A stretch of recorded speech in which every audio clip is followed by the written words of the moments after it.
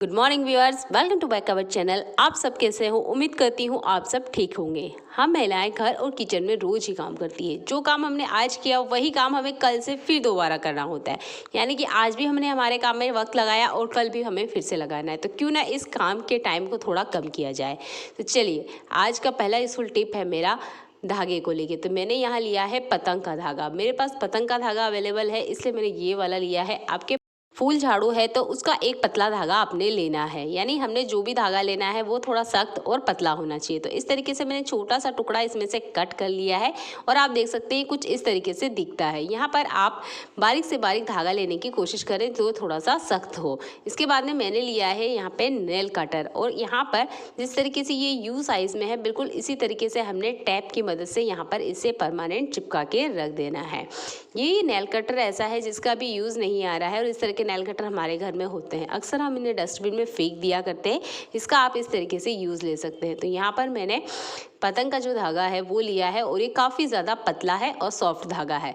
और यहाँ पर लिए हैं मैंने वो धागे जो मुझे सिलाई के लिए यूज़ में लेने हैं। अब दिक्कत ये होती है जब सुई बहुत ज़्यादा छोटी हो तो धागा जाता ही नहीं है। यानी कि हम कितना भी कोशिश कर ले, जिनकी आंखें कमज़ोर हैं उनके लिए ये ट्रिक बहुत ज़्यादा काम आने वाली है। एक बेकार से धागे से हम यहाँ पर एक बहुत अच्छा टूल बना के रेडी कर रहे हैं। तो यहाँ मैंने ले लिया है धागा। इसके बाद में इसे कैसे डालना है वो आप ज़रूर देख लीजिए।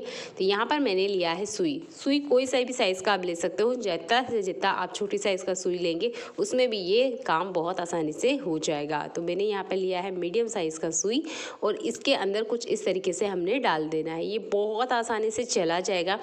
जैसे ही इस धागे के अंदर जाती है उसके बाद में वो धागा हमें लेना है जो कि हमें पिरोना है। इस तरीके से आप डालेंगे, हल्का सा सुई को बाहर निकालेंगे और आप देखेंगे धागा सुई के अंदर आ चुका है। बस आपने इसका एक कोना पकड़ना है और सावधानी के साथ यहाँ पर आपको धागा एक निकालते हुए सुई में धागा चला जाएगा। ये सबसे सिंपल सा तरीका है। अगर आपको भी दिक्कत होती है सुई में धागा डालने में तो इस ट्रिक को ज़रूर ट्राई आउट करके देखिएगा, और उन लोगों को ज़रूर बताइएगा जिन्हें धागा डालने में प्रॉब्लम होती है। तो आई होप आज के बाद आपको कभी भी किसी तरह की कोई प्रॉब्लम नहीं होगी सुई में धागा डालने को लेके। तो चलिए बढ़ते हैं अगले यूजफुल हैक के लिए। कंघी का ज़्यादातर यूज़ हम सिर्फ बाल को संवारने के लिए ही करते हैं, पर जब कंघा ख़राब हो जाता है ना तो हम इसका यूज़ नहीं करते। यानी हम इसे बेवजह पटक रखते हैं या फिर डस्टबिन में फेंक देते हैं। आज के बाद आप इसे कभी नहीं फेंकने वाले हैं, क्योंकि मैं आज आपको बहुत अच्छा सा इसका यूज़ बताने वाली हूँ। तो इस तरीके का कोई ना कोई मिसिंग जुराब भी आपके घर में ज़रूर होगा। इस जुराब में आपने इस कॉन्ग को पहना देना है, और यहाँ पर मैंने लिया है हार्पिक। कंघी के दांत वाले साइड पे हमने थोड़ा थोड़ा सा हार्पिक कुछ इस तरीके से फैला देना है। अब इसका हम यूज़ कैसे लेने वाले हैं, बहुत ज़रूरी टिप है। तो जो हमारा किचन गैस स्टैंड होता है ना, इसके पीछे वाले हिस्से में अक्सर गंदगी जमा हो जाती है। जब हम डेली खाना बनाते हैं तो फूड पार्टिकल भी इकट्ठा होते हैं, तेल के दाग भी इकट्ठा होते हैं। ऊपर का टाइल्स तो हम क्लीन कर लेते हैं, गैस स्टोव को भी बहुत बढ़िया से क्लीन कर लेते हैं, पर ये जो साइड कॉर्नर वाली जगह होती है ना, इसका हम सिर्फ दिवाली तक इंतज़ार करते हैं कि जब दिवाली आएगी तब हम क्लीन करेंगे। पर आप इसे हर महीने अगर क्लीन करते हैं तो दिवाली पे आपका बहुत सारा काम आसान हो जाएगा। तो महीने में एक बार ज़रूर इस तरीके से गैस स्टैंड के पीछे वाले कॉर्नर्स की क्लीनिंग ज़रूर करें। हार्पिक डाल के हमने क्लीन किया है तो ये क्लीनिंग बहुत आसानी से हो जाती है, और इन कॉर्नर्स की जो गंदगी होती है ना वो उठाना आसान नहीं होता है, क्योंकि ये कोने वाली जगह होती है। इसलिए मैंने यहाँ पर कॉन्ग का यूज़ किया है, क्योंकि कॉन्ग के जो दांत होते हैं वो बहुत ज़्यादा तीखे होते हैं। हार्पिक है तो वो बहुत आसानी से वहाँ की गंदगी को छोड़ देता है। बस हल्का हल्का सा आप रब करेंगे और ये बहुत आसान तरीके से क्लीन हो जाएगा। ज़रूरी नहीं है इसे आप गैस स्टैंड के कॉर्नर्स को ही क्लीन करें। घर का वो हर हिस्सा जहाँ पर आपको लगता है कि हाथ नहीं जाता है और काफ़ी गंदगी इकट्ठा हो चुकी है, और उसको कैसे क्लीन करें, क्योंकि जो हाउसमेट लोग होते हैं ना उनके पास बहुत ज़्यादा काम होता है, तो वो आपके हर घर के कोने को नहीं क्लीन कर पाते हैं। तो आप ना महीने में एक बार इस तरीके से घर के कॉर्नर्स को क्लीन कर सकते हैं, और आपको कभी भी यहाँ गंदगी देखने को नहीं मिलेगी। तो आई होप हार्पिक वाला ये ट्रिक आपको बहुत ज़्यादा पसंद आया हो। चलिए बढ़ते हैं अगले यूजफुल हैक के लिए। इस मसाला नमक पैकेट का यूज़ हम हर डेली लाइफ में बहुत ज़्यादा करते हैं। कुछ मसाले ऐसे होते हैं जिनका हम डेली यूज़ करते भी हैं और नहीं भी करते हैं। यानी ये जो मेरे पास पैकेट वाले मसाले हैं इनका मैं तीसरे या चौथे दिन पे ही यूज़ करती हूँ। कुछ मसाला मैंने रख लिया है, पर जब ये पैकेट खुल जाता है तो बहुत जल्दी ना इसमें हवा लग जाती है। तो पहले तो आपने एक पेपर पर लिख लेना है कि इसकी एक्सपायरी डेट क्या है।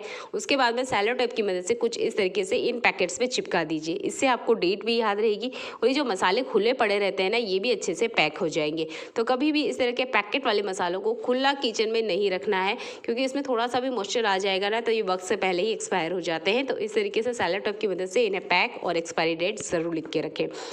अदरक का यूज़ हम डेली लाइफ में करते हैं, पर अदरक को जब भी हम यूज़ करते हैं तो इसको छीलते ज़रूर हैं, पर इसके छिलके को हम कचरे में फेंक देते हैं। इसका आप बहुत अच्छे से यूज़ ले सकते हैं।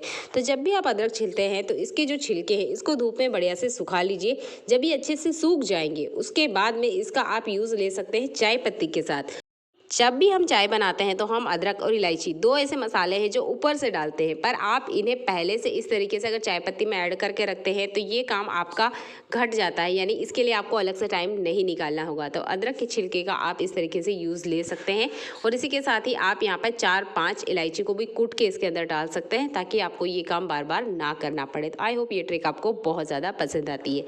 चलिए बढ़ते हैं अगले यूज़फुल हैक के लिए। नींबू हमारे घर में खाने में यूज़ किए जाते हैं, पर जब इस तरीके से नींबू हो जाता है ना, यानी कि इस तरीके से सूख जाता है, तो हम इसका यूज़ नहीं करते हैं और कभी कभार तो ऐसा होता है ये बहुत ज़्यादा महंगे होते हैं। अभी रेनी सीजन चल रहा है और फिलहाल में ना नींबू बहुत ज़्यादा महंगा है, तो मैं इस नींबू को नहीं फेंकने वाली हूँ।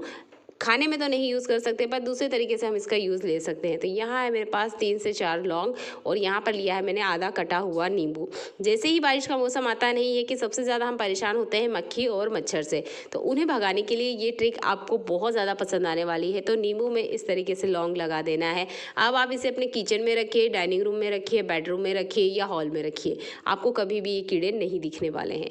अगला यूज़फुल तरीका ही नींबू को ही लेके है। तो यहाँ लेना है हमने थोड़ा सा पानी और जो आधा नींबू लिया है ना उसको इस तरीके से हमने निचोड़ लेना है। इसकी आप चाहते हैं तो छान भी सकते हैं, नहीं तो ऐसे ही डायरेक्टली यूज़ कर सकते हैं। मैंने छलनी में ही इसका यूज़ किया है, इसके बाद में इसको छान लिया है। इसके बाद में हम यहाँ पे कुछ चीज़ें और ऐड करने वाले हैं, थोड़ा सा लौंग और थोड़ा सा यहाँ पर वाइट विनेगर। थोड़ा सा ज़्यादा चला गया है, लगभग 2 ढक्कन इतना वाइट विनेगर हमने ऐड कर लेना है। अब यहाँ पे भी हमने एक बहुत अच्छा सा सॉल्यूशन बना के रेडी करा है। आप चाहते हैं तो इसे बोतल में भर सकते हैं, यानी स्प्रे बोतल में भर के पूरे घर में स्प्रे कर सकते हैं ताकि एक अच्छी सी रूम फ्रेशनर वाली खुशबू भी आ सके और किसी भी तरह का बग, छिपकली, कॉकरोच, कीड़ा, मक्खी, मच्छर घर से भगाया जा सके। तो आप इसे स्प्रे बोतल में भी डाल सकते हैं और इस तरह के अगर खाली बाउल्स आपके घर में रखे हुए हैं तो अब आप इन बाउल्स को भी हर उन जगह पे रख सकते हैं जहां आपको लगता है कि इस तरह के कीड़े आते हैं या किसी भी तरह की बैड स्मेल घर में से आ रही है।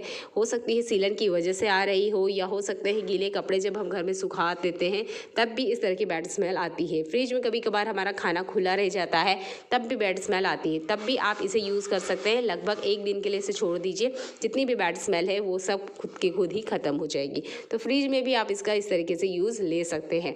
और दूसरा, जो हमारे घर के कॉर्नर्स होते हैं जहाँ बैड स्मेल्स आ रही हैं किसी भी वजह से, वहाँ पे भी आप इन्हें रख सकते हैं और बैड स्मेल आराम से भगा सकते हैं।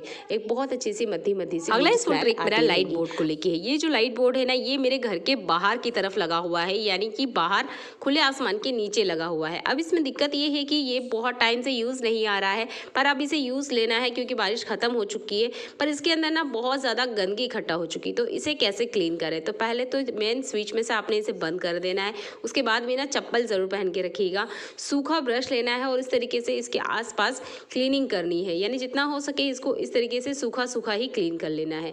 तो ये अच्छे से क्लीन हो गया है, काफ़ी टाइम से यूज़ नहीं हो रहा है। तो अभी इसको यूज़ करने से पहले एक दिक्कत हो रही है। अगर आपके घर में भी ऐसा कुछ होता है तब हम क्या करें? तो पहले तो आपने जितना हो सके इसको सूखे कपड़े से इस तरीके से वाइप कर लीजिए। इसे करने में कोई प्रॉब्लम नहीं होती है क्योंकि स्विच बोर्ड में लाइट अभी नहीं आ रही है। तो कोशिश कीजिएगा पहले मेन लाइट को बंद कर ले। उसके बाद में इसमें काफ़ी सारा ना अंदर की तरफ कचरा है, यानी कि छोटे छोटे बारीक बारीक कचरा इसके अंदर आ चुके हैं जहाँ पर हम पिन को प्लग करते हैं। तो इसको इसके अंदर से बाहर कैसे निकालें? तो कोशिश कीजिएगा कभी भी किसी तरह के लोहे का यूज़ आपने बिल्कुल नहीं करना है।